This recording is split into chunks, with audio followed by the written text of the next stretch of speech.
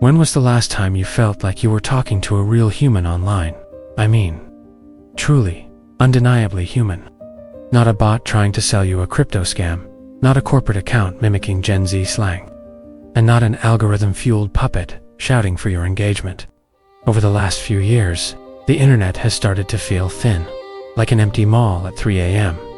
The lights are on, the music is playing, but the soul is gone. This is the heart of the dead internet theory. It suggests that the vibrant, chaotic World Wide Web we once knew died somewhere between 2016 and 2017, and since then, we've been living in a simulation of a culture curated by bots, for bots. Originally, this theory was a conspiracy born in the dark corners of forums. It claimed that most of the internet's traffic is just AI and bots communicating with each other to manipulate public opinion and consumer behavior. But by 2026, it doesn't feel like a conspiracy anymore. It feels like a diagnosis. We call it the Great Slop. Endless streams of AI-generated images, AI-written articles, and AI-narrated videos. You've seen them, the infinite stream. Content that looks perfect, but means nothing. It's junk food for the brain. As a UX perspective, we see it as the ultimate optimization. Platforms are no longer designed for human connection.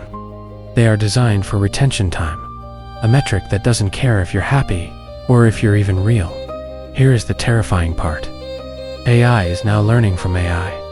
Since there is more bot-generated content than human content online, the new models are being trained on the garbage of the old ones.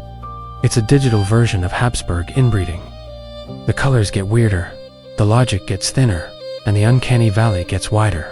Even these cats you see on your screen, they are beautiful, aren't they? But they never existed. No painter ever felt the fur. No brush ever touched a canvas. They are a hallucination of a machine that read the history of human art and decided to mimic it. When we spend our days consuming these perfect hallucinations, our own reality starts to feel dull. We are becoming spectators in a ghost town. The tragedy of the dead internet isn't just the bots. It's what it does to us. We stop commenting because we assume the reply will be a bot. We stop sharing because we feel the algorithm will bury us. We become digital ghosts. We haunt the platforms we used to own, walking through hallways of generated content that was never meant for us. It was meant to keep the system alive. In a world where everything can be faked in 4K, what becomes the new currency? Authenticity. But how do you prove you're real in a digital world designed to mimic life? Maybe the internet isn't dead. Maybe it's just changing. Maybe we are entering a new era where we have to work harder to find each other.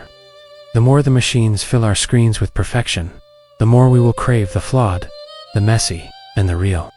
So, if you are listening to this, if you are a real person behind a real screen, feeling that same off sensation about the world, just know you're not alone in the void.